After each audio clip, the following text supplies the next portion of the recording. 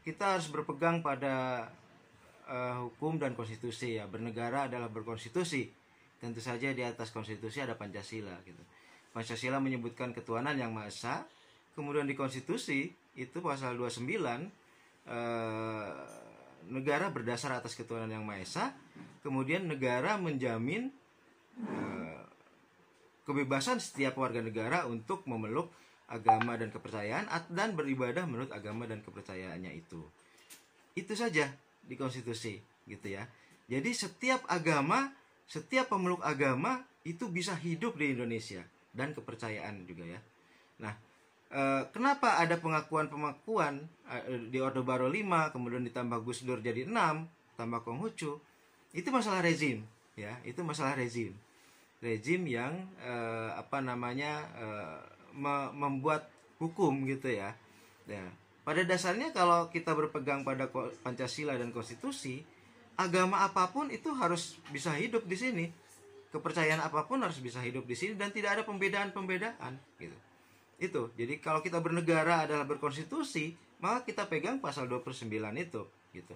Cuman memang kemudian konstitusi itu kan ada implementasinya berupa undang-undang gitu ya. Dan setiap rezim itu memang berhak membuat undang-undang gitu.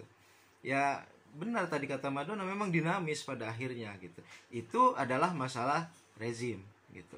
Masalah kebebasan beragama sendiri, setiap agama dan kepercayaan itu boleh hidup, dan penganut agama dan kepercayaan itu harus bebas melakukan ibadah berdasarkan agama dan kepercayaannya itu tanpa gangguan gitu.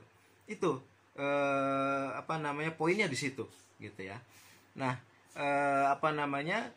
selama agama atau kepercayaan itu tidak menimbulkan kerugian atau gangguan terhadap ketertiban umum, ya itu harus dibolehkan gitu. Termasuk kepercayaan atau aliran-aliran tradisional kita gitu ya, Sunda Wiwitan, kemudian ada di Dayak juga ada ya kan, di setiap daerah bahkan ada di Danau Toba itu saya pernah ke sana juga ada kepercayaan saya lupa gitu ya, tapi ada gitu. Nah, itu semua boleh hidup dan harus dibolehkan dan harus dijamin kebebasannya gitu. Nah, perilaku Orde Baru yang diskriminatif terhadap mereka itu harus dihentikan dan memang sudah dihentikan gitu. Terakhir kan di KTP itu sudah tidak wajib lagi mereka mencantumkan agama resmi gitu. Sunda Wiwitan ya boleh saja tulis Sunda Wiwitan gitu ya. Atau mungkin sekarang masih secara umum aliran kepercayaan gitu ya. Tetapi saya yakin nanti berdasarkan berjalannya waktu nanti akan nama masing-masing itu akan bisa dicantumkan di KTP-nya. Saya yakin dan memang harus seperti itu gitu. Negara harus menjamin kebebasan setiap agama dan menjamin setiap penganut agama dan kepercayaan itu untuk beribadah menurut agama dan kepercayaannya itu. Tidak boleh ada gangguan, tidak boleh ada hambatan gitu ya.